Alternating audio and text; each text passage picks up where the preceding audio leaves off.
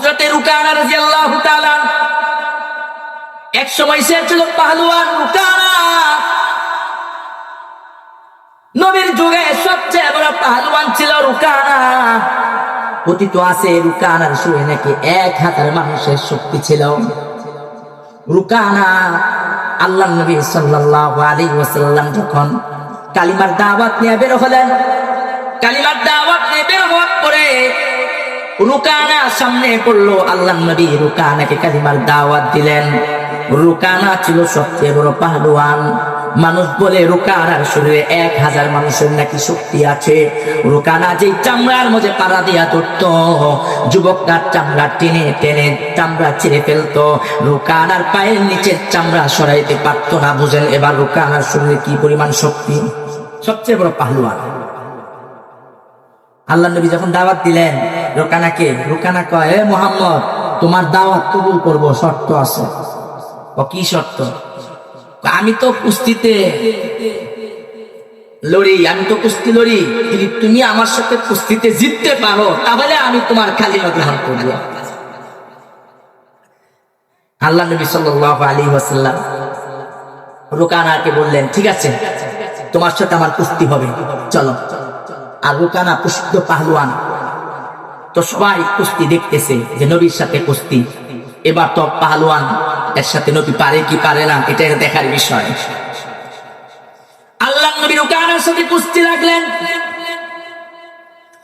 নবী কুস্তি লাগার সাথে সাথে রুকানাকে কাছাল মেরে ফেলে দিলেন। রুকানা আশ্চর্যান্বিত হয়ে গেলেন। রুকানার বিশ্বাস হইতেছে না, মুহাম্মদ আমাকে আছাড় মেরে ফেলে দিলেন। রুকানা হেরে গেছে, বিশ্বাস হয় না। রুকানা বলে, মুহাম্মদ আবার হবে তোমার সাথে কুস্তি, বিশ্বাস হইতেছে না। আমার সাথে কেউ পারে না কুস্তি দিয়া, আর মুহাম্মদ আমারে আছাড় মারলো, পালাইয়া দিল, বিশ্বাস হইতেছে না। আরেকবার। নবী বলে, ঠিক আছে, আরেকবার। আবার নবী কুস্তি লাগলেন রুকানার সাথে। নবীর সাথে রুকানার কুস্তি শুরু হলো। আল্লাহ রাব্বুল আলামিন, আল্লাহর পয়গম্বর জনাবে মুহাম্মদুর রাসূলুল্লাহ সাল্লাল্লাহু আলাইহি ওয়াসাল্লামের মাঝে যে ঈমানী শক্তি দিয়েছিলেন, আল্লাহর নবীর ঈমানী শক্তির কাছে রুকানা পারবে, টিকতে পারবে? পারবে না। রুকানা করবে আবার করে এমন করে আছাড় মারলেন।